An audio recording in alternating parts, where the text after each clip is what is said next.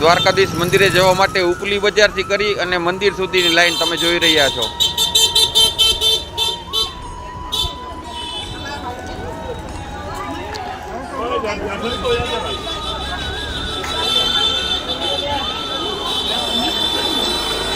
આ લાઈન છે દ્વારકાધીશ મંદિરે જતા ભાવિકોની, જે આજની સુધીના ઇતિહાસમાં, દ્વારકાના ઇતિહાસમાં આજની સુધીમાં હજી સુધી મેઇન બજાર સુધી લાઈન આવી નથી।